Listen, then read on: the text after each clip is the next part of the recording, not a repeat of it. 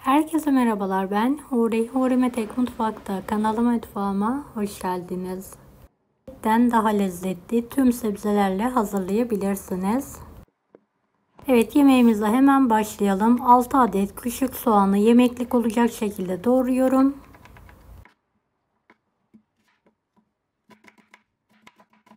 Evde kalan, var olan sebzelerle bir araya getirerek bu yemeği yapabilirsiniz. Evet, tüm soğanları doğradım. Tencereye alıyorum. Patlıcanların sap kısımlarını keserek alaca bir şekilde soyuyorum. 7-8 adet küçük patlıcanım var. Alaca bir şekilde soyduktan sonra şöyle iri iri küpler halinde doğruyorum. Bahçeden yeni kopardığım için tuzlu suda bekletmiyorum. Sizlerinki acıysa bekletebilirsiniz.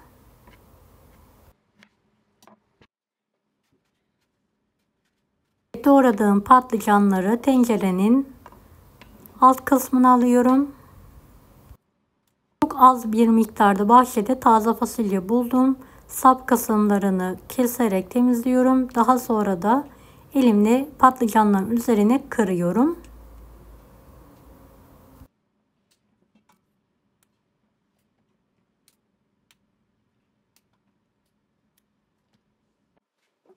Şöyle 3-4 adet kabağım var. İri küpler halinde doğruyorum.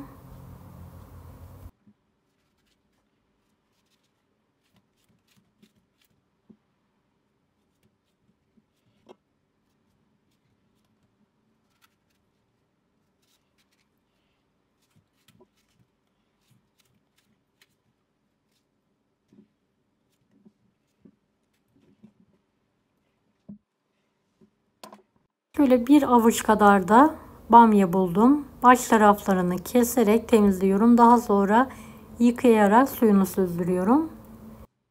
Evde bir adet domatesim vardı.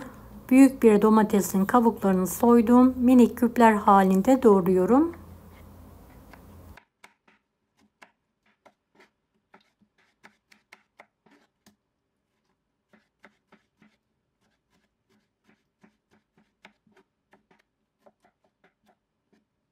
Domatesleri yemeğin üzerine alalım.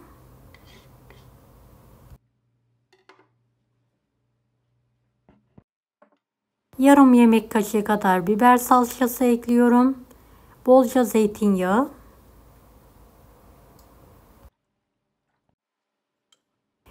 2 tatlı kaşığı tuz. Bamyayı unuttum. Ocağa aldıktan sonra üzerine koyuyorum. Evet, ocağımızın üzerine tenceremizi alalım ve bamyayı da üzerine ekleyelim. Yemeğe hiç su koymuyorum. İlk aşamada kaynadıktan sonra orta ateşe getiriyorum.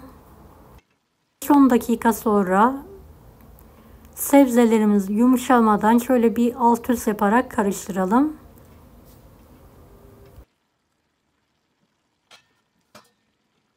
Sebzelerimizi ezmeden karıştırmaya dikkat edelim.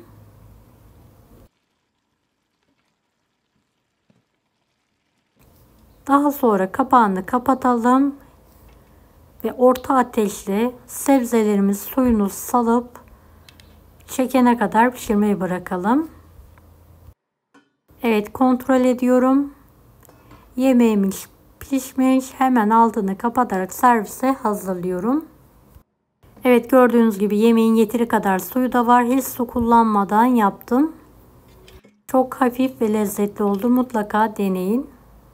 Deneyecek olan herkese şimdiden kolaylıklar dilerim. Kanalıma ücretsiz abone olmayı unutmayın. Bir dahaki videolarda görüşmek üzere. Allah'a emanet olun. Hoşça kalın. Daha farklı tarifler için bunları da izlemeyi unutmayınız. Kolay gelsin.